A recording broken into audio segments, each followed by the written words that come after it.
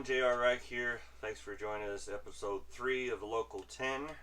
I decided to do this thing because none of us local musicians seem to be getting asked to the CMA Awards this year. Today I'm sitting here with my buddy Mike Peterson. Mike, thanks for doing this. Always a lot of fun. Get caught up on some old stories. Yeah, pleasure to be here. So we're going to fire off some rapid questions with Mike and see how he answers them and see if we can put the parental cover on this thing or not.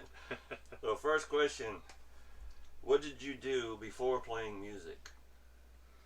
Well, I've been playing music since I was a kid with my parents sitting around. My grandfather was an old-time fiddle player, and my mom and aunt and uncle played guitar. So I've been playing music for a lot of years, but as far as the profession goes, I became a police officer, and I did that for 25 years, and that was my focus for 25 years. And, cool. Retired as a lieutenant for the Jefferson County Sheriff's Office in Watertown, New York. We'll have to maybe do a part 2 later on to get some of those stories that the public is allowed to hear. Yeah, some of those might be a little X-rated. or something else. We'll have to change the name to protect the innocent. Yeah, we'll have to do something. Well, cool. All right, well, you sort of answered the next question, but you can elaborate on that a little bit more. How did you get started in music?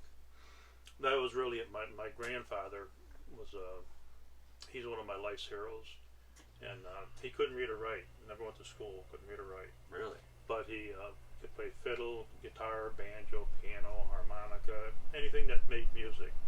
He would sit down and he would work that thing until he could play songs on it. Then he taught mom and my aunt and my uncle to play along with him. And my mother, as you know, she's a world-class yodeler. Yep. Great singer. And that's how I got my musical influence, sitting around a kitchen table playing old-time. That's how I got my love for old-time country music, was sitting around playing with those folks. Cool. So. And your mother, Pauline Peterson. Yeah. Hey. And Grandpa Gus. Yes, love there you go. This is always an interesting question. Any musical heroes that you have met throughout the years? That I have met, yes. Probably the two biggest heroes that I met, the very first concert I ever went to was Ernest Tubb. Oh, really? Yeah, I was about 14 years old, I guess. I got to see Ernest Tubb and met Ernest Tubb. Wonderful man. He was really a wonderful guy to meet. Cool. And then the other one that I met was Don Williams. Really? Wow. Nice. The gentle giant of country music. He was he's one of my all-time favorite pure singers. Just a wonderful voice. So those are the two big ones that I met. I met a few others. Talked to Winona. Neil Sedaka, Calendar Girl. Really? Yeah, I had coffee with Neil Sedaka one morning. Chatted with him about 20 minutes. How's he like his coffee? Well, I made it, so he liked it. Whether he said so or not, right? I was in uniform, so he said he liked it. So that was a default question. Yeah, that was. Okay.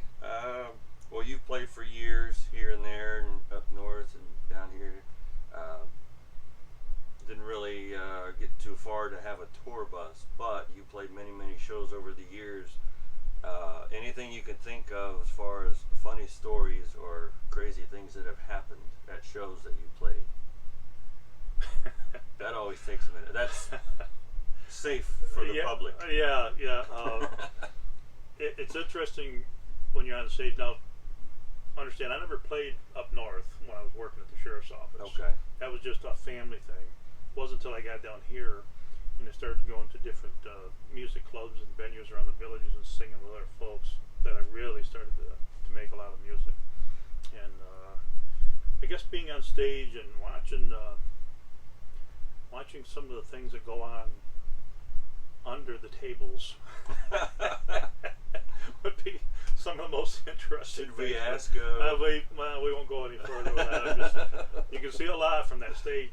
So yeah. It's, I know when I was 7 years old, starting in those Southeast Texas bars, I seen a lot of things that 7-year-olds should not see. But you tend to grow up real quick. Yeah. You grow up very quickly. That's 100% true. That's hilarious. Okay. This is always a good one. Any advice for new upcoming musicians, anybody who wants to play music for a living? What advice would you give them? Oh, the first thing I would tell them is absolutely take lessons and learn how to read music. Ah, okay. Play your guitar, fiddle, whatever you want to play it, but get lessons, learn how to read music, because then you can sit down with anybody, anywhere, play any style of music, and be relatively comfortable. Most people, like myself, sit around a kitchen table learning the basics, which is all right for me, but if you really want to make a career out of it, you really have to work hard, pick that guitar up or whatever instrument every day and practice with it an hour every day. Right. And take lessons and learn how to actually play like a professional. How about music business wise? Any advice? As we know, the playing music is one thing, but the business, it's a different animal. Yes, you strive for success. Don't let failure hold you back. Michael Jordan once said that I win because I'm not afraid to fail. And I think that's a good concept, I think, for everybody. If you want to go out, it's not how many times you get knocked down, it's how many times you get up. So you keep on trying and keep your head on straight and just work. Right. And I think that's the best you can do. And it might fall your way, it might not, but at least you gave it your all. You shoot for the stars, and maybe you won't land on the moon, but cool. You still got out there. Cool. Good advice. You have you're on Facebook. Website. Yeah. You can go to Michaels with an S, michaelsclassiccountry.com, and you can look me up there. And if you like classic traditional country music, I'm your man. Haggard, Jones, Ernest Tubb, Hank Snow, Hank Williams, Don Williams.